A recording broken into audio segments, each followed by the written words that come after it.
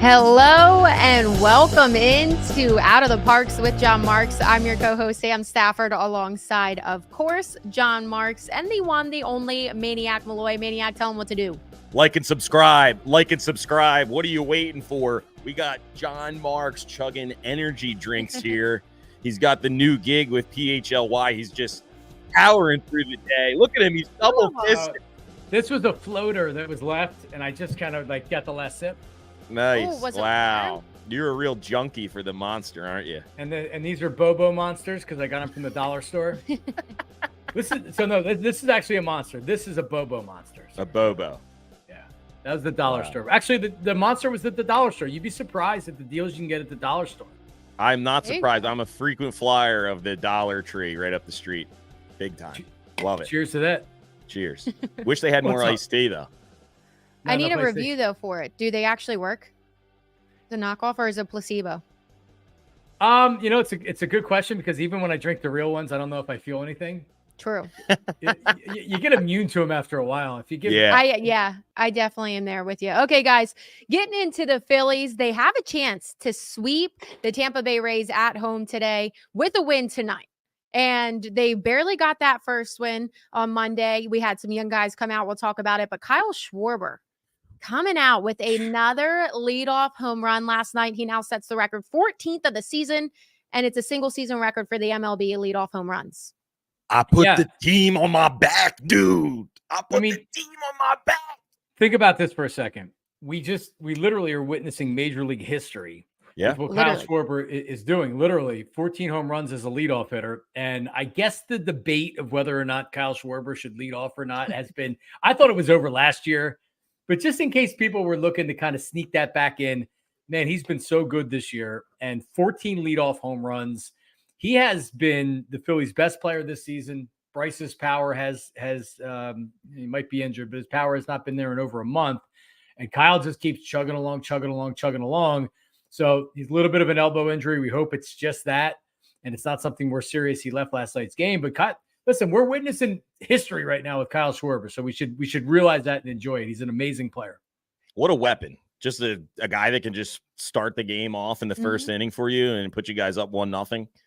I mean, how could you not lift the team up, like you said, with that? But you did mention he came out last night with an injury. According to Matt Gelb, the latest update that we have is that they are going to put him in the lineup as of last night, unless something this morning is wrong with it. Yeah. So it was a little iffy, that elbow, but we won't know until the lineup comes out, which should be in a couple hours. So that's when we'll have an update on that. I do want to note, though, so the last 7-8 days, Kyle Schwarber has over a 1.6 OPS and 7 home runs. Just because you did mention that we're seeing or witnessing history, and that right there in a week, he was player of the week as well. Shocker for the NL, but wow.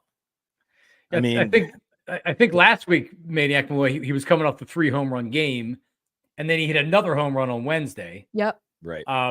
He's a lot of fun to watch. This dude is legit. It's one of the better signings. We talk about some free agent signings of the Phillies. Zach Wheeler's been an amazing signing. Geez, look at Kyle Schwarber. 100%. And one thing you mentioned Bryce Harper kind of having those power issues that we've seen. Hasn't had a home run in over a month. Got one robbed from him last night, which had to piss him off. And we'll talk about that in a little bit. But Trey Turner, we saw him come out last night with a multi-homer game. So it is one of those things that we talk about, that this lineup is constructed to have somebody come out and be your person at some point. And when you have Kyle Schwarber starting the game off like that, and he's that consistent piece, it literally can be any guy that steps up to really put them over the edge. And then, of course, the young guys that have been doing their job the last 2 days. Oh. Yeah, I mean, feast or famine with the home run, right? That's like what we always talk about. It's really nice when they're feasting and those balls are flying out of the park. All we need now is Bryce Harper to get going, and we could be in business. And you can see he's getting there. I'd like to see him run it out. But you should like these extra base hits, like in doubles and stuff from Bryce. If you're against, I'm not against it. Yeah, it's like you love it when it happens. You hate it when it doesn't. Yeah. That's just that. That's the feast or famine game we play right now. There's been a little bit of feast going, a little feasting frenzy. So we need more of that, and we need Bryce to get in line. We need Bryce's power. Like Marks was just saying, there's been a major dip in Bryce's power, and you're going to need that in the playoffs. I mean, Bryce Harper, we need him hitting home runs. But if the rest of those teams are doing it, I mean, the rest of the guys are doing it and lifting them up, not terrible. Bryce can keep hitting his doubles. I do want to talk about the young guys. Obviously, that is something that they're hot right now, but you don't know if that's going to carry into the playoffs. A lot of them are playing right now just because of injury on this team. But Cal Stevenson last night was player of the game. 2 RBIs, pinch hit double in the bottom of the 8th to give the Phillies that lead. And then you had Buddy Kennedy last night, RBI single to keep the rally going in the 8th, which led to that second Turner home run. And then Cody Clements the night before with the walk-off single. So these young guys are really taking advantage of it. And it is something that is reassuring because obviously baseball, it's a mental game. You might have guys out due to injury. Nick Castellanos got hit by a pitch last night. And that's something, thank God he's okay. But you could have these guys realistically having to pop up in the playoffs. And these guys are showing that they're ready. I don't know if I want to see Buddy Kennedy in a playoff game yet. Not likely to go there. Not likely, right? I mean, if you look at the Phillies injuries, and we hope Schwarber is just he came out last night for a precaution and he's going to be fine. But Bohm's out, Austin Hayes is out, Sosa's out, JT's out until at least this weekend, and I'm worried about that because he took the foul ball off the knee and fluid built up behind that knee. So you're always worried about a knee thing with JT, especially because he had problems earlier this year. So, yeah, I mean, it's a great thing when you have guys that are stepping up. And, I mean, this is like the AAA All-Stars that are winning some of these games. So the Buddy Kennedy game, the Cal Stevenson game. They're all great for, like, as we always talk about, the vibes, right? And especially at this time of year, guys stepping up, that really – increases the confidence. And like they say it in the post-game interviews when they're getting the water thrown on them, you're believing in the next guy. You hear Kyle Schwarber say it all the time, passing the baton and believing that the next guy behind you is going to get it done. That's probably what Bryce Harper was doing the other night when he didn't run hard out of the box when he hit that ball off the fence. He thought, there's definitely going to be somebody behind me that's going to hit me in. All I need to do is get to first base. That's what I think that rationale was there. You got to believe in the guys. It's great to see these young guys playing, but I don't want to see Buddy Kennedy getting any at bats if it came to that. I mean, obviously in the emergency situation, sure, I guess that's good. Well, obviously you're not going to say that again. Step it up now. Like you look at the Phillies lead, they're up 8 games now. Mets lost last night, Braves won, so they're up 8 games. Which is good, right? It makes you feel more comfortable about the division. But we talked about this last week. If it's sitting at 7, you have the Mets coming in this weekend. The last thing you need right now is a free fall. The Mets come in, and if they're hot, they're playing well, and they take a couple games from you. It's such an important win last night. Now, today, if you don't win the game today, you don't get the sweep. You still won 2 or 3. Gives you a little bit of breathing room because the Mets are hot. They're coming in this weekend. And listen, guys are stepping up. Buddy Kennedy, Stevens, it seems like every time that they've needed a reserve or calling up someone from AAA to step up this year, they've done it. Sosa did it. Marchand did it when JT was out. It's like this is what championship teams are built on, which is the next guy up mentality. And the Phillies have performed beautifully this year with it. Well, and one thing I just want to hit on that is different about this team and why I think that those guys are performing so well in these situations is we've heard it a lot is how these leaders lead this team. They don't come up. Bryce Harper, solidified star, Trey Turner, solidified star, Kyle Schwarber, Nick Castellanos. And we hear it over and over again, how these guys come up that are making their debut, might only have a cup of coffee in the show, and they're treated the same way Bryce Harper is treated. And that is one thing that is awesome to just hear from our point of view, because it just shows how what we see and what we think about this team is true. You see it on the field. Best part about this with guys stepping up too is, hopefully we get to this magic number, which I don't know what it is right 11. now. 11, right? Yep. Let's get to the magic number. Let's get to that one, get to the magic number. Let's get that bye. And then you can rest some guys and you can get some at-bats to some of these younger guys more as we head towards the playoffs and have those guys really ready in the case you need a pinch hit. You want a pinch hit for Stott, maybe. You want a pinch hit for somebody, Rojas. You got these guys off the bench. A dude like Cody Clemens, how can you not love that guy? All that he's Mhm. done, he is just a constant pro. He loves playing baseball for the Philadelphia Phillies. Man, I want to see this dude be on the playoff roster, I was going to say, just in case we need him. out of everybody stepping up lately, Clemens has got to be your number one. He's the one I would trust the most. Yeah. He's the one I would trust the most to give a spot start maybe in the playoffs off of righty. Yeah. I mean, in reality, he's up here right now because of injury. So it's a numbers game. When you have a stacked roster like this, I just don't know how you don't have him on the roster, on the playoff roster. He's had too many big hits. He really has. I mean, think about, I can just think off the top of my head 4 or 5 times where it's been a home run or a double or getting on base or something. And even if you, I don't know what his batting average is right now, but even if a guy's hitting 250 or 260, it matters when you're getting those hits. And when Cody Clemens is getting those hits are in big spots, he absolutely belongs on the playoff roster. So if his average is 242 throughout the whole season, but yeah, he's been more productive. A lot of times stats will tell the story. In this case, it does not, because he might be hitting 242. I mean, he can hit you a home run when you need it, or like you saw the other night, he can pull a hard ground ball through the right side and win you a ball game. So he's multi-versatile with what he can bring to you to the plate. That's the type of dude I want on the playoff roster in a pinch. It's just a shame that, what does he play? First base, right? So, well, he's playing third right now. Yeah, last couple games. So corners, I guess. Yeah, it's like, where is he going to fit in? I mean, I guess it's just a pinch hit scenario, pinch hit him. And I do want to say, because I said he'll probably be that number one spot on the bench. The number one spot is Sosa, obviously, and so he'll be the number 2. So if they can fit him somewhere, Team Cody. And with the DH and not having to pinch it for the pitchers, you rely less on those bats. But still, Bryson Stott has shown, Rob Thompson has shown that he will replace him if there's a tough lefty that's coming up. Marshy's done a lot better recently, so you wonder with that, but they have options. That's the great thing, is this team has options. And you know what? Just because the playoffs start doesn't mean that injuries stop. So who the hell knows what you're going to be dealing with here? Well, speaking of injuries, so we already said JT and that knee. How worried are you guys with that? It is his left knee. You mentioned that it's got that liquid build up in there. Fluid. Yeah, liquid sounded weird. Fluid build up in there. But it is his left knee. He had surgery on the right knee. Does that make things better? Is it worse? Because now both are kind of down and out. What are you guys' fears here?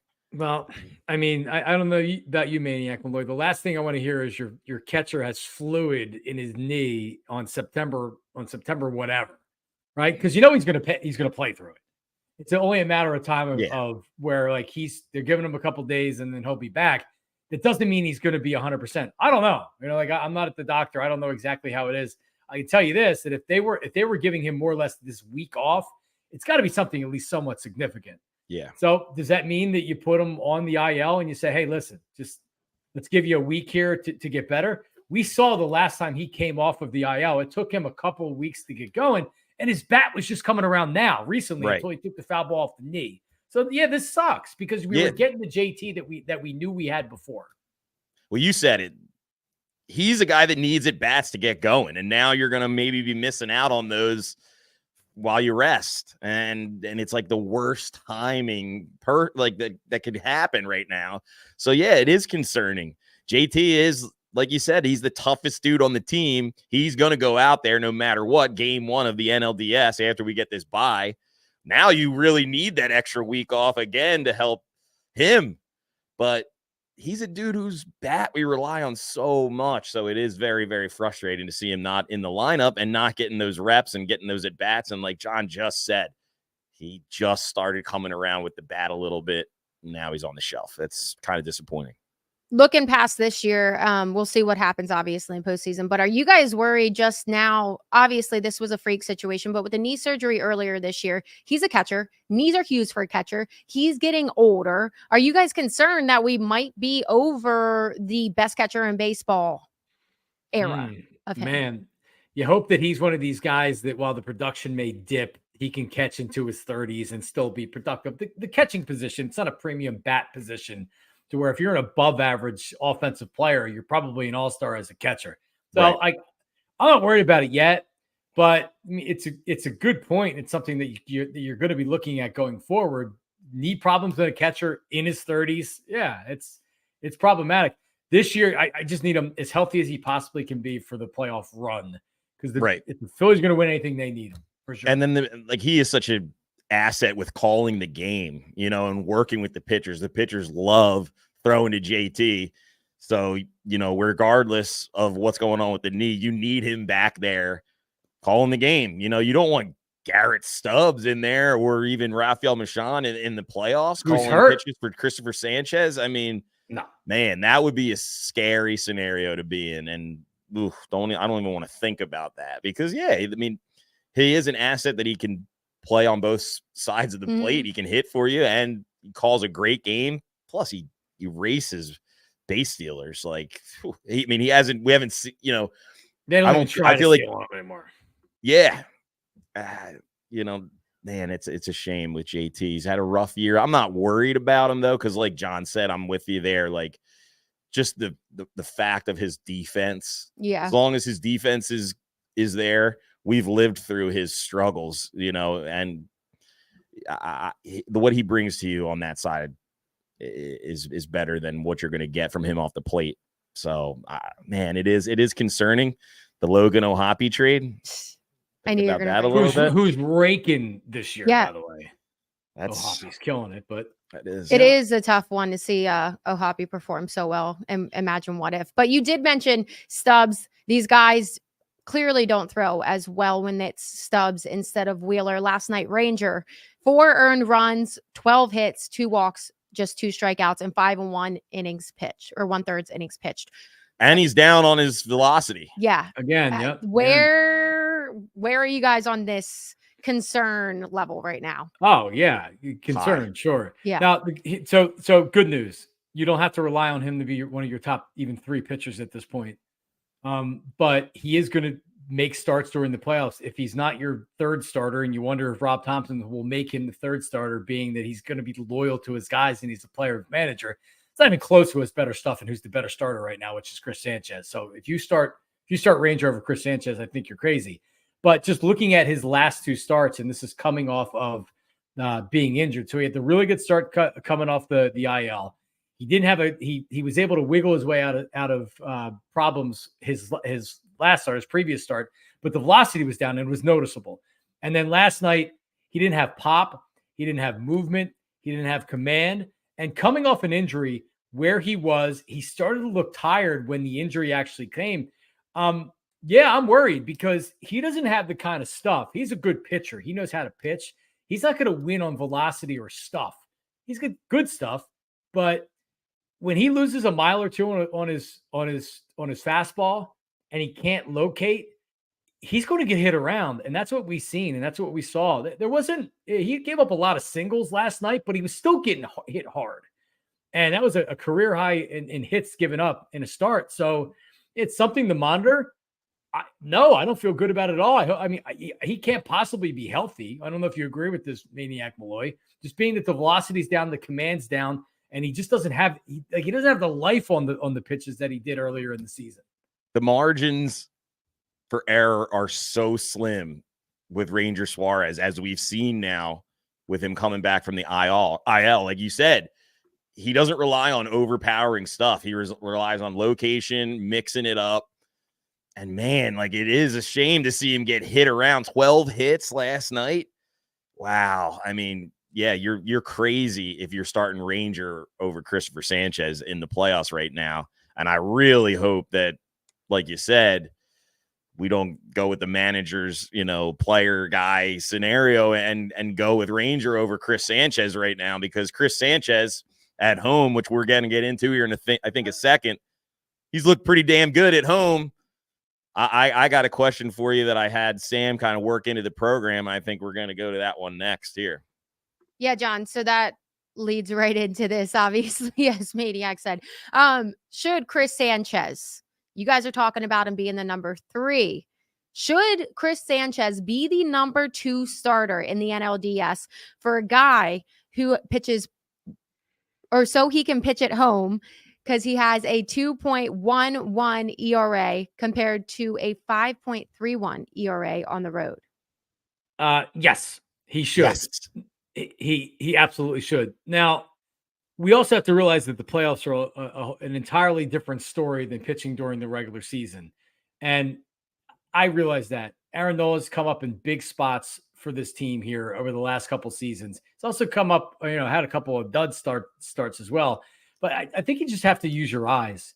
Sanchez right now is the second best starter on the team. It's not even close. That's not being negative on Nola. I know a lot of people say I'm negative on Nola. Nola's a good starting pitcher. He's a perfect number 3. Chris Sanchez has elite stuff. He's got pop on the fastball. He was throwing 95, 96 last start. That changeup is a swing and miss pitch. Almost every strikeout that you see, these guys they don't know if it's a fastball or if it's a changeup. It sets up everything. It's the perfect differential between the fastball and the changeup. It's almost like, remember when Cole Hamels was at his best? He was only a two-pitch pitcher. His changeup was so good. And it was the perfect velocity off of the fastball. Sanchez reminds me a lot of when Hamels was throwing that changeup like he was there. So to me, it's a no-brainer. You split up the righties. You go right-hander, Zach Wheeler, left-hander Chris Sanchez, right-hander Aaron Nola. And if you need Ranger Suarez as your 4th starter, that's how it should be set up. We'll see.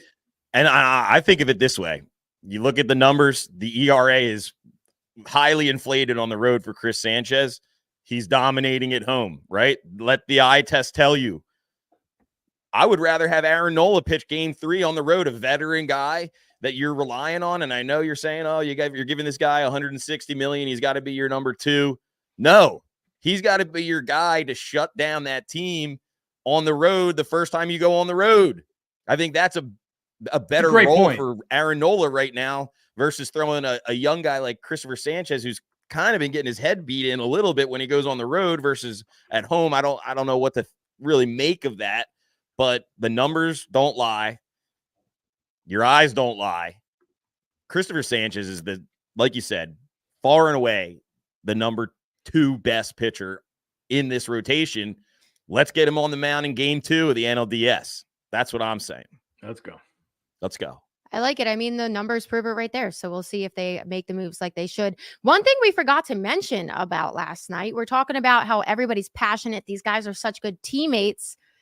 We saw last night Uceta. He claims it wasn't intentional, but it looked pretty intentional that he hit Nick Castellanos. And it wasn't just Nick that was pissed off in this clip. With 39 doubles on the year. Castellanos is hit by the pitch, and he is not happy. Look at Bryce. Are going to clear. Harper's already at the mounds. Castellanos has been hit a handful of times this week. Dusty Watson comes over with Brandon Marsh to move Harper away. I love the bullpen running out.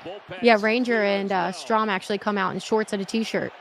So I love how Bryce said he was going to really mix it up with the dude if he turned around to him, and because he didn't turn around, he kind of saved his own life. I was just going to say, I was wondering for a little bit if he was going to sneak him. That would be great too, if they would have gotten a fight and maybe Bryce got suspended and give him a couple days off so he could rest up. Maybe that's the only way that he's getting out of the lineup.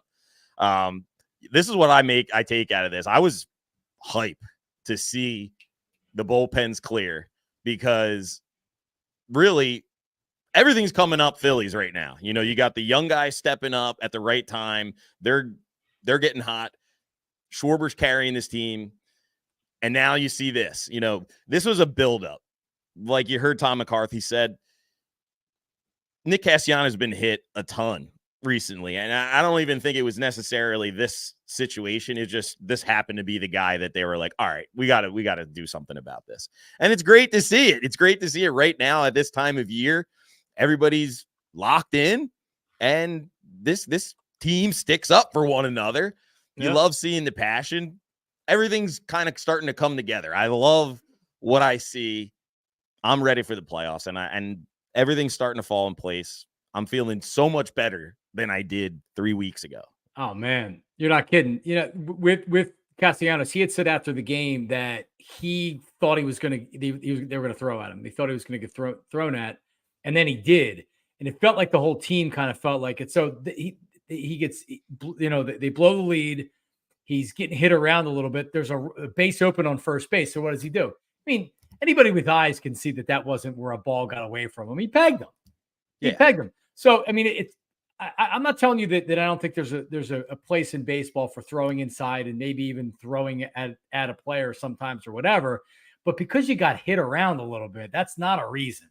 So, like, hopefully this is over with. I don't believe the Phillies care anymore after this, right? Like, you got to concentrate on winning the game tonight.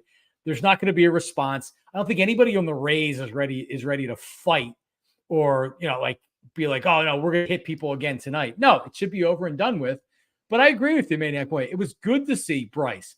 Bryce comes walking in from second base saying, you MFer. Yeah. What the hell was that? Yeah, like, you want to see that type of intensity. We saw some playoff baseball in the Atlanta series over the weekend last week. I guess that was last week.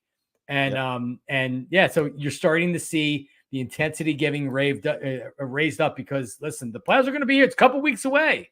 And this is kind of like this last push. Let's end the division. Let's get the first overall record in the NL so you get the bye and you get the top seed. And then let's look towards the playoffs. Only thing I disagree with is if Matt Strahm comes into the ball game tonight, somebody's getting hit.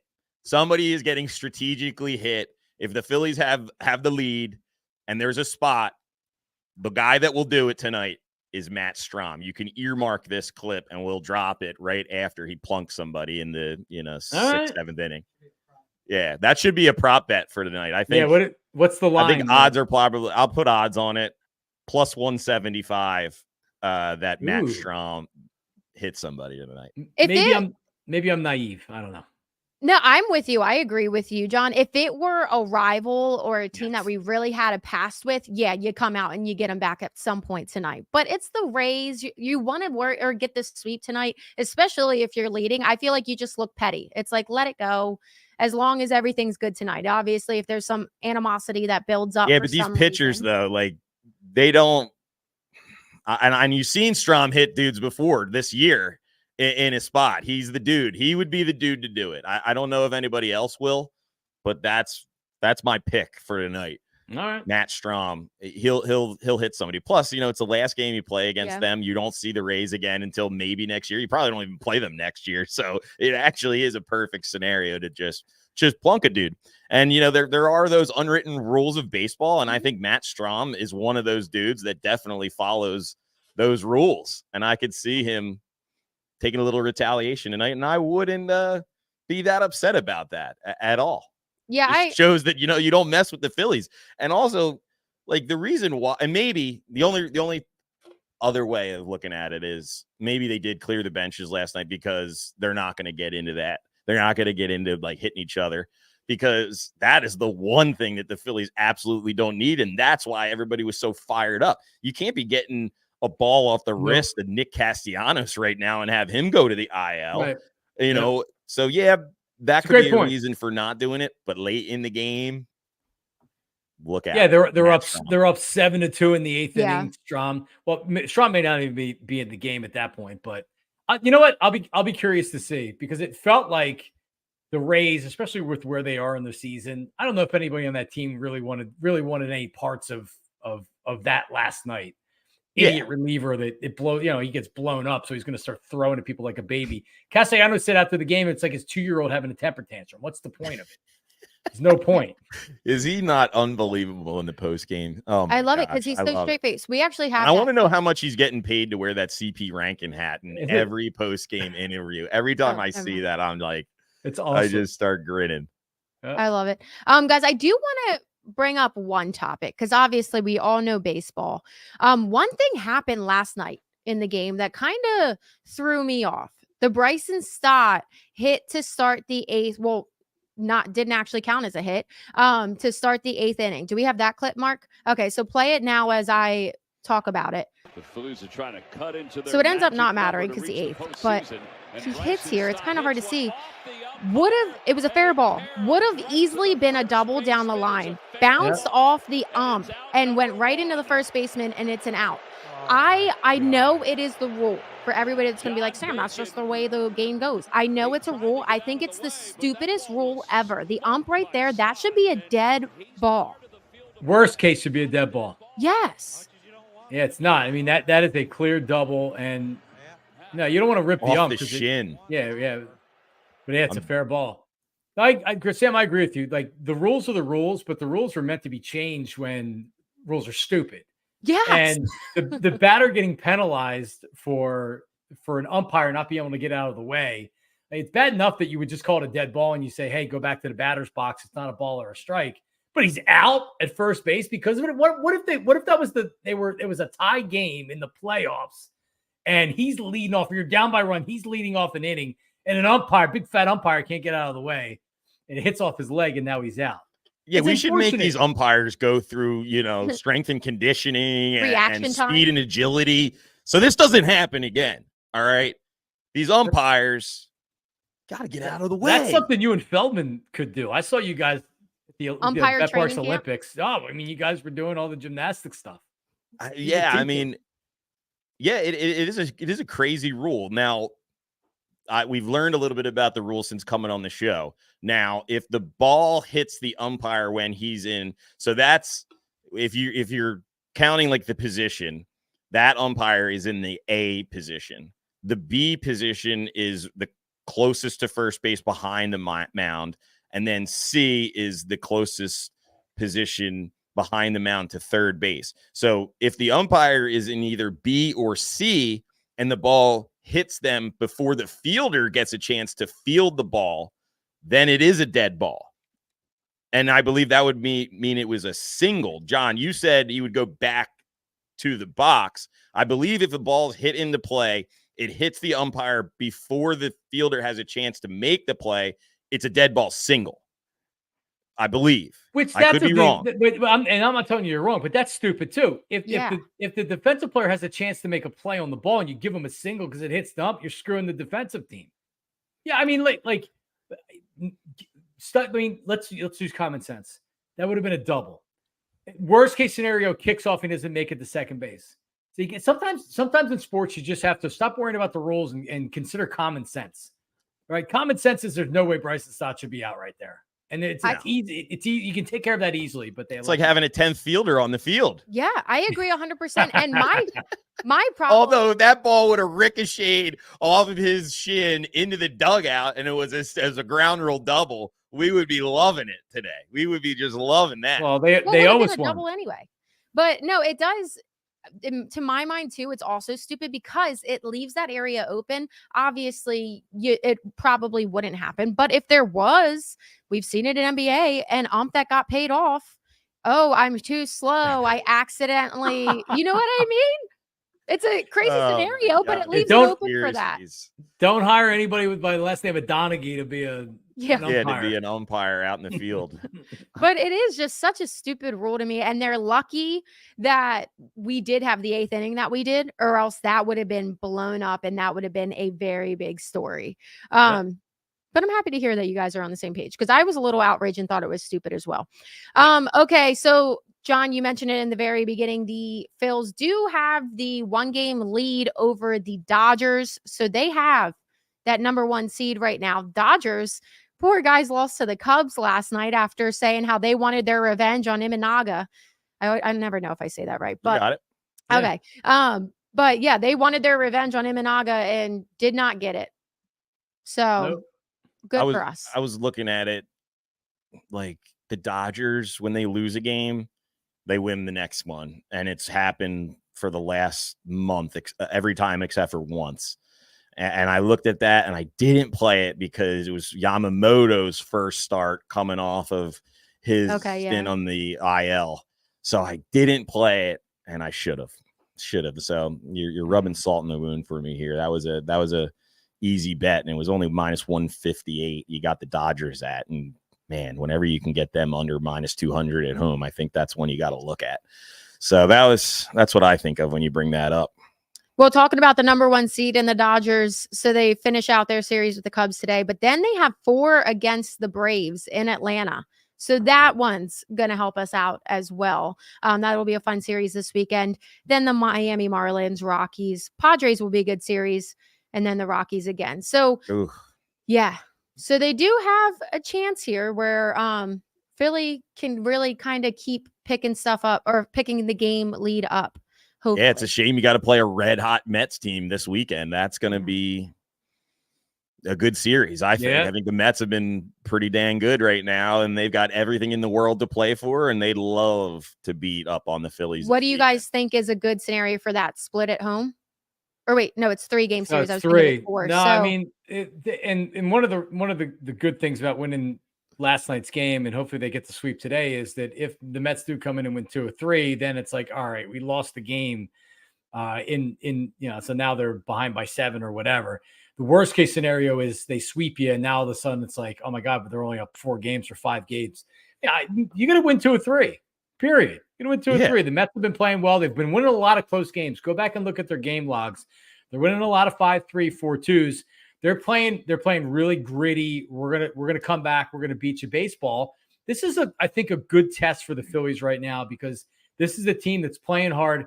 They're fighting for their playoff lives. They're tied with the Braves for that wild card spot. So you're going to get a team that's coming in here. You're not getting a Marlins team. You're not getting the Nationals team that's looking at the calendar and saying, how many more games do we have left? You're looking at a team that is fighting for their playoff life right now. And that's a good test for the Philadelphia Phillies. Yeah, you got to play them twice, and you got to work in Milwaukee, and you got to work in Chicago. I know it's kind of crazy to say it, but I think I'd rather have the Phillies schedule right now than the Dodgers schedule right now as we whittle down the end of the season, because the Dodgers are going to beat up on the likes of the Colorado Rockies for 2 series. Meanwhile, we're playing teams, like you just said, fighting for their lives. This is going to be good test, good baseball, keep you locked in, keep you focused, and you're not beating up on some tomato cans right to, to end the season. Although, yeah, it makes sense. You want to get the number 1 seed, and you want to play a lesser team. It's all about that. You got to get hot at the right time. Yeah. And if you're getting hot against a crappy team, we've seen it. The Phillies, were getting ridiculed for their lack of strength of schedule, right, in the beginning of the season. And then look what happened when they started playing some really good teams, kind of evened out. So I'd rather the Phillies be playing some really good teams that are fighting for their lives than a bunch of teams that are just throwing out whatever, trying to figure out next year. Right now, that's just my opinion as we inch towards the playoffs. I think it's going to be better for this team. And I think you're going to, see like a playoff baseball atmosphere in these upcoming 2 series against the Mets. And who doesn't love the Mets-Phillies rivalry, right? And we definitely have the upper hand here, right? So I'm confident. Should be a good series.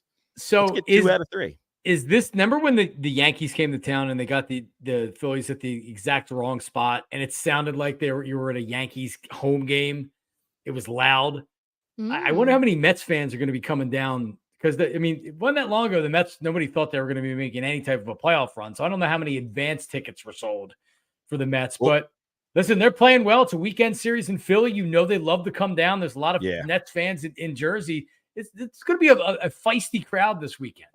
That's a good call. And aren't Mets usually their opposing or like their matching team is the Knicks? Isn't it usually Mets, Knicks, and then Nets, Yankees? Mets, Jets, Yankees, Giants is the. Yeah, that's typically what you get. So what are you trying to do? Link the Knicks and the Mets together? Yeah. I like that. Yeah. So my point there was just the Knicks traveled obviously to. Yeah, no, you're right. Yeah. Oh, and it's that a was weekend my point series. there. They're definitely going to come down. I mean, they always do. And now, the team is red hot, so they're going to crawl out of the holes that they live in and make their way down south here to Citizens Bank Park. That's for certain. But speaking of their schedule, just real quick, because you were saying how the Philly schedule, I feel like they're very comparable schedules just for the fact that they have the Braves. We have the Mets. We have that 1 extra series against the Mets. But then the rest of them, like they can't sleep on any of those teams, the Dodgers, because they're so hot and cold. And the Brewers aren't as good as we once thought. The Cubs, you can't sleep on them either. But then it's the Nationals. So I feel like besides the Mets, it's just like you got to make sure you're not playing down. And I feel like that's a lot of the Dodgers as well. So we do have a chance. But Pat, weren't you saying, you were talking about before this, how the matchups, if we have. So if the playoffs were to end today. Yeah. The Phillies would have the 1 seed. The Dodgers would have the 2 seed. Mm-hmm. We would play the winner of Arizona versus the Padres right now. If the season were to end today, and then the Dodgers would get the winner of the Brewers and the Mets. Yep. So it is tough. interesting to think about. Tough The matchup. Diamondbacks are our kryptonite lately. So Yeah, it's a tough matchup. And this has been hitting me this week. I was actually in the grocery store, and my buddy Chris came up to me and he's like, "Hey, the Mets are hot right now." So like we saw it the last 2 years. We know this. The Diamondbacks at this time last year, where were the Diamondbacks? I don't think they were in the playoffs. They got hot. They got into the playoffs. The year before, the Phillies got hot. So the teams that are crawling and fighting for their lives right now, like the Mets and the Braves, the Diamondbacks are pretty secure in there. So like you can see why there should be some concern. And I don't know if you can do anything about it, but the Phillies are up 8 games. If they're kind of just gliding into the playoffs and they're setting themselves up with positioning, as we've seen in the playoffs the last couple of years, it's tough to just turn the light switch and go when you have teams that just played in a wild card round or just played in that round. So again, nothing you can really do about it, but yeah, it's something that concerns you. The hot team has been the team that's been advancing in the National League the last 2 years. we leave it up to the baseball gods. Yeah. It's meant to be. I mean, will be. that's that thing about taking that week off. And now the you get these two teams that are Hot. playing Maniac, for their lives. They've been playing for their lives. Let's try to lose as many games as possible. Let's try to lose as many games as possible. We don't want any time off. Let's just start playing in the opening round like they have the last 2 years. And the Mets aren't firmly in the playoffs by any means. I mean, you could take 3 from them this weekend and their season could be over, really. Sure. So that's all the motivation the Phillies should need, because as it stands right now, the Mets and the Braves are tied in that wild card. And I guess the Mets have the tiebreaker as it stands. But yeah, they got a tough series against the Dodgers. Dodgers are definitely going to try to beat up on them. But yeah, man, I don't want to play the Arizona Diamondbacks. Nope, not at all. Now that goes back to what we were talking about earlier in the show, though. Game 2, NLDS versus the Diamondbacks. Christopher Sanchez, baby. Then if you got to go out to the desert, you got Nola. Yep. I like that scenario. I think that's a better scenario than having a chance. Nola maybe gets knocked around in game 2, gives up 5-6 runs. We don't get any offense. You're going to need Christopher Sanchez to throw a gem and ensure a game 2 home victory in a short series. Remember, it's only 5 games in that NLDS, which I think favors a team like the Diamondbacks more than it does the Phillies. I get, unlike any other sport, guys, I get anxiety with baseball, especially playoff baseball. And the Phillies over the years have given me so much anxiety. Just talking about the Arizona Diamondbacks right now makes me want to throw up. I have a bucket right here that you can see. I have thrown up watching Phillies games before, that I just literally, the anxiety in my belly. I've thrown up back in the World Series here. I threw up because I literally couldn't take it. So I am not looking for those Bobo energy drinks. Yeah, right. I wasn't drinking them back then. No, I mean, true story. The Matt Stairs home run against the Dodgers, I got in my car and was driving around my neighborhood because I couldn't watch it. I heard the call on the radio. I legitimately couldn't sit down and watch it. I couldn't take it. So mine's not that bad. I feel the tension in my chest right now, though. I do get anxiety talking about it, but that's why the only thing that helps right now, guys, what is meant to be will be. The baseball gods hopefully are on Philly's side, and we'll see as we get closer. But there was one thing that happened that was good. I'll say good last week, and that was the Philadelphia Eagles getting the win in Brazil. Boom, boom, 1-0, baby. 34-29. So they covered because you guys, I think, took the spread. I was scared and took the money line, but we all got that one. Yep. Yeah, I mean, what a piece of crap that field was. I mean, that was just, it is. I still can't get over it. It is such a shame that Jordan Love got hurt, but selfishly, the whole time I was like, please, nobody get hurt from the Eagles. So it's actually fascinating that it took that long for somebody to get hurt on that turf. Yeah. I mean, it was just a disgrace, an absolute, utter disgrace. And the only thing I can take away from it is, wait till you see this team when they get on a fast field, when they get on a turf field down in the Louisiana Superdome, the home of the Super Bowl this year, which I plan to be watching the Eagles play in. Very excited to see what the Eagles do on Monday night. Very excited to see what they do on a field that isn't a complete abomination to the NFL. That'll be fun to watch. And man, this offense is going to be a problem. And my biggest bright spot that you saw, Zach Bohm. Zach Bohm was out there like Ray Lewis. All over the field. Yeah. That dude was awesome. I mean, maybe, just maybe, we may have fixed this linebacker issue. Although today comes out that now Nakobe Dean is going to start over Devin White. I don't know what to make of that. Nakobe had some really nice plays. Also in man-to-man coverage, he got burned quite a bit too. So I don't know what to make of it. I don't really know. After watching that game, I walked away from it and I was like, you know what? Neither of these teams are winning the Super Bowl. I'm sorry. I don't think either of them are that good. That's what I walked away with. Then I watched all the rest of the games, and then I started to get a little bit more positive coming around. It was week 1, Pat. Yeah, no, I mean, week 1, you know, that's what Eagles fans are going to do. Eagles fans are going to have reactions like this. So that's just how I feel. I think that after watching the rest of these games, though, I feel a lot better about the Eagles. But Jalen Hurts, I mean, man, Elliott, Parx, ESP, dude, you got a little egg on your face right now after all those turnovers and talking about how great of a job Jalen did taking care of the football. And he made throws a rookie quarterback, you would expect to make. So that's very, very concerning. Yeah, it was frustrating, those throws. The second one, if I saw Brian Baldinger put this out, he looked at the tape. A.J. Brown was wide open and he slipped, but still, the throw across your body, at the very least, AJ would have been able to contest it, and it may not have been an interception. Yeah. But the play before, you almost throw a pick six. It's 3rd and 13. If you just throw it out of the back of the end zone, you go up by 8 on a field goal. You have to know the situation. Now, I get it. He sees a wide open AJ Brown, and he tries to throw there, and he slips a little bit. But still, right? Like, the last thing you can do there is throw an interception, because that's how you lose the game. With that being said, I'm going to try to be positive about this because Jalen had a lot of positive moments from the game. Saquon Barkley was unbelievable. And I know it's something that we talked about and a lot of people talked about, but did we really talk about the type of player that we were getting? No. You saw the Barkley burst. You saw he looked like a wide receiver on the wheel route where he runs right past the linebacker. He fits himself in there before the safety can come over. He makes a reception. He makes a linebacker miss on the one rushing touchdown where he just kind of goes one way and then goes the other.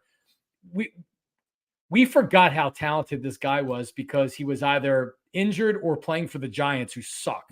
And now he's an Eagle. So how do you defend this offense? Kellen Moore has a good idea how to use them. If you're going to key on Saquon Barkley, A.J. Brown and Devontae Smith are going to get their run. If you're going to key on one of the wide receivers, Saquon Barkley and Dallas Goedert are going to get their run. This is going to be a very difficult offense to defend against. Yes. And it is going to be fun. For all you fantasy football owners that said, you know what, the hell with it, I'm taking Saquon 3rd overall, you got rewarded week 1 because he was fantastic. I do want to just say I'm going to have to go back to previous film because one of my preseason hot takes was Saquon was going to come out and be Saquon because my reasoning, he doesn't have to be that guy. In New York, he had to be the guy. He was the only guy that could make anything happen. Here, you can spread it. He doesn't have that pressure. To your point, John, that if you're covering Saquon, you got the other guys open. If you cover them, you got Saquon. Somebody's going to be open. So I felt that this is what I expected. I didn't expect 3 touchdowns, and was NFC Offensive Player of the Week, 24 carries, 109 yards. Thanks, Mark, for that. One thing, though, about that, though, is I really hope that the idea isn't to hand the ball off to Saquon 25, 30 times a game, though. Like, I was shocked at that. But you had to, probably because of the field. I was just going to say that. I don't know the counts. That would be interesting to see if somebody did. But even the quarterbacks dropping back were sliding and you could see it constantly. And obviously there's a lot of things. Yeah. And receivers, even when they would just kind of try to stop to cut back. And that AJ Brown, I got in arguments all weekend long because yes, it was not a great decision by Jalen, but it shouldn't have totally been on him, that interception, for the fact that the AJ Brown slip. I saw it right away. AJ Brown is so athletic. He could have had a chance to catch it if he didn't slip on that cutback, because he did have room. And to your point, at the very least, I think he would have broke it up because he's stronger than everybody. If he got a hand in there, it would have been broken up. So that does come into play with how they had to. It would be interesting to hear, though, if it was their game plan to run, because I truly believe they just leaned into it heavy because of, you saw the fumbled snaps and all of that, because they were trying to mesh. I think they just leaned on it. I don't think it's a secret that the Eagles are going to always be trying to run the ball. You know, running the ball is like their bread and butter. They're a team that's absolutely going to be trying to do that. But yeah, 25 carries that's a lot, especially week one, the travel, all that stuff. I really just, I don't see you don't that need happening him again.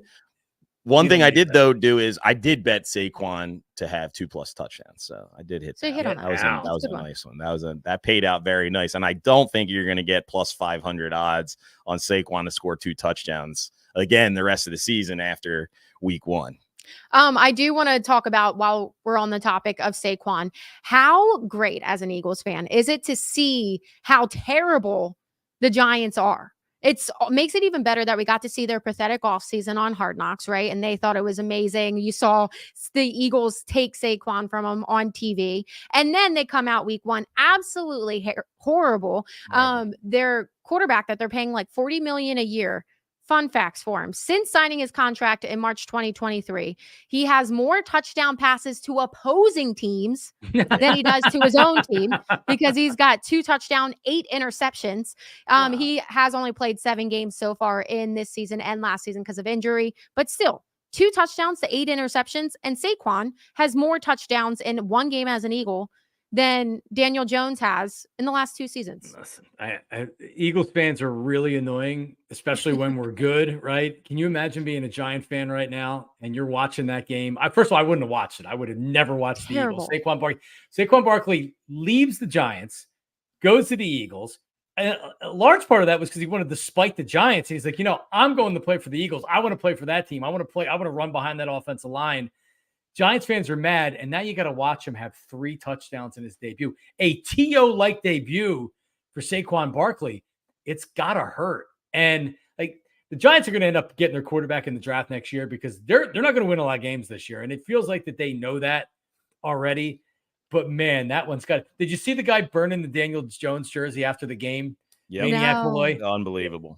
So he was using Pam cooking spray, trying to burn it, try to get like as an accelerant on the fire, and it really wasn't doing much. So he couldn't even burn the jersey the right way in the parking lot. Yeah, it's great to see it, because the Giants, like, we own them for the better part of more than a decade. It feels since Eli left. No, we owned Eli. Eli Manning could never beat the Eagles, and it's great. It's great to see it. I think, though, a little hot take for you. Once Daniel Jones finally gets away from the Giants, I'm not saying he's going to be great, but he needs to get out of there. He needs to get to Arizona or somewhere. Like, I know Kyler Murray's there, but he needs to get to another organization. Carolina. And we've seen him be a decent quarterback. He's playing so much worse than people would ever have anticipated. I don't think he's as bad as he's playing. I just think that situation is just, it's a bad organization to win in. Yeah, it is bad organization. It is, but you also have to factor into when he was hot, it was because he was a big running threat, which was weird because nobody expected that. But now he's coming off an ACL tear reconstruction. It was like a grade 3. It was a bad one. So you got to wonder if he's going to be able to run like he ever did. And last year before that happened, it was a neck injury, and it was his second like major neck injury in the past like 2 years or whatever. At that point. So you got to wonder if these injuries are going to catch up to him. He can't run with the knee, and maybe he can't look down the field like he could with a neck. I've been going back through my group chat to my one buddy, Frankie, who's a huge Giants fan, and he wrote at 3:27 on Sunday, Daniel Jones is trash. That's great to hear from your Giants friends when you're already sitting on a week 1 victory. Yeah, I don't know how this story pans out for Daniel Jones, but I think he will be in the unemployment line by week 10. I think they'll make their move. I mean, they talked about it all through that Hard Knocks series. It's like, we got to find out if he's the guy. I got to find out if he's the guy. I think we know he's not the guy. They do too. But keep him. Did Tommy Cutlets make the team? Could they put him back in there? I think he did. Yeah. Ugh. But it is one of those things, man. That's just I gotta you wonder can't take too. for granted Yeah. guys like Jalen. I mean, I know we're kind of being a little hard on him, but that was the biggest thing about him is taking care of the football. Yep. I did not see that on Friday, but man, Agreed. I'd rather be in our situation than the team up 95. Yeah, and optimistic. I want to say it was week 1. Obviously, new line, new guy snapping to him. Not an excuse, but you just got to keep that in memory. And preseason game 1. Oh, we'll definitely keep it in memory because if he turns the ball over on Monday Night Football, that's gonna be bad. he's gonna be killed. Monday Night Football. It's like the 3rd year in a row that we'll see Kirk Cousins primetime. And you got to think a little bit. And I know Marks is probably gonna have this similar take as me. When is Kirk Cousins finally gonna beat the Eagles in prime time? Like, it has to happen sometime. It does not have to happen sometime. It has to happen. He looked bad. Well, he did. And people are waiting for the Falcons to be good this year because of Kirk Cousins. I think you're going to be waiting. And Penix is going to end up being the starting quarterback. But you're right. How many chances is Cousins going to get to beat the Eagles in prime time? I see a sack. I see an interception, pick 6 Monday night. I see a lot of things we've seen before with Kirk Cousins and the Eagles. You hope there's not a letdown game coming off Brazil, big primetime victory, going all the way back to the States. You think this is going to be an easy game, and then Atlanta coming off a loss, they give you a tougher game than you think. I got this game penciled in as an L before the season. What? Nope. So I do. Nope. I really do. I feel a little bit better after watching Kirk, and I did watch a lot of that game versus the Steelers, and I did bet the Falcons to win that game. But like you just laid it all out there, everything points towards we've seen many letdown situations like this in the past. So you hope the Eagles are beyond that. I understand 6.5 points. I do want to say Kirk Cousins, 6 for 26, only 155 yards, 1 touchdown, 2 interceptions in week 1. I understand where you guys are coming from, but I do not think that's the case because we did see what we saw from the Eagles, how sloppy it was. And I think a lot of people are concerned because it felt like the wins last year where it was like a win's a win. It was ugly, but a win's a win. And it felt like that. So I think the Eagles know they have to come out in their home opener and they have to prove something. So I think that it's going to be a good win. And I think it's going to be a big win. So I like that. I think I would cover it. Hopefully I'm right. Laying the 6.5. Yeah. All right. I'll lay it. You guys are laying the points. I'm laying the points. The Falcons like and it. Kirk Cousins plus 6.5. Yep. Earmark this one. All right. Yeah. Let's see the time on this. Okay. 57 minutes. We're going to go back to that. Now, will you eat dog poop out of a solo cup if the Falcons lose? No, I'm not doing that. He's not that good. Just to wrap this up, I do want to have this for future reference. Okay. So Jalen Hurts' performance in game 1. Are you guys going with it was a bad game or a bad sign that he's going to be bad for the rest of the season? I mean, I'm giving him a mulligan and the benefit of the doubt in week 1, but I saw some of this stuff last year too. Just the decision making from time to time in 2023 wasn't great, especially at the end of the year. Mulligan, benefit of the doubt, but he's got to clean this stuff up. You can't. Most of the time when you're -2 in turnovers, you lose the game. And you think about it, there are a couple spots where they recovered the fumble or the defense bails them out early. Those 2 early turnovers deep in their own territory was only 6 points for the Packers. Yeah. Defense bailed them out. So if they get touchdowns on those drives off those turnovers, that's a different ballgame. Packers win. So he's got to clean that up. The Eagles very easily could have lost this football game. In my opinion, I think they didn't really quite deserve to win the football game. And Hurts was inches away from turning the ball over with less than 4 minutes to play in their own territory. That could have been it right there. I think it is not a bad game. I think it is a bad sign, especially with all we talked about coming into this season about how great he's doing taking care of the football. I don't feel that good right now about it. So he's going to be under the microscope. We're going to be watching. And the only way you beat the Eagles is if this dude turns the ball over. Luckily, we got away with it week 1. I don't think you're going to be able to get away with it throughout the season, though. That's for sure. I blame ESP for building you up and making you have too high of expectations in game one. I think it's just a bad game. I'm hoping it's just a bad game. I think he is going to snap out of it. Once again, I know after last year, I'm still chalking that up as a bad year. It was a bad situation for the whole team overall. I think the Jalen Hurts that we can see and we will see once they get into a rhythm is going to be that Super Bowl should have been MVP on a losing team MVP. You know what I mean? So I think it is just a bad sign. I think he'll snap out of it. Well, you just said. I mean, a bad game. Sorry. And I think that they will snap out of it, or he will snap out of it. Okay. Had some good plays too. Like, yeah. Had some great throws, had some great plays. The last drive of the game, he was instrumental in moving the chains where, that essentially put the game away. So, and the difference between this year and last year, though, is what John just said. The defense bailed you out. Last year, that defense wasn't bailing anybody out. Another difference, though, to what John just said, that last drive was beautiful. Does anybody else just thank God that we have Kellen Moore and not Brian Johnson? Because that was beautiful. That whole last drive, I was like, thank the Lord. Huge improvement. Going to be the difference. I just love it. So much to look forward to, guys. Okay, so we do have the Mets. It's a good thing that the Eagles are playing Monday because we have the Mets in town this weekend. John, who are you taking out of the Parx? Yeah, I'm going to continue to go with Kyle Schwarber. Bryce Harper hasn't hit a home run in a month, and he's come close, but I'm staying away from him. Man, the tear that this guy is on. Guys, we got to give him the 40. He's at 35 right now. Unbelievable. He's got a shot to get to 40. This is a historic year for Kyle Schwarber, breaking MLB records. Let's go with Kyle Schwarber out of the Parx. I love it. I got one for you. You're going to dig deep. Francisco Alvarez for the Mets will hit a home run this weekend. I'm sorry to say, but he will. Francisco Alvarez. Book it. I like it. Tell us about Mark's the Maniac money line tonight. Well, we're going with two AL East teams, the Yankees and the Orioles tonight. Money line parlay, Marks and the Maniac money line parlay, boosting the odds from plus 265 it was to plus, what is it, 237?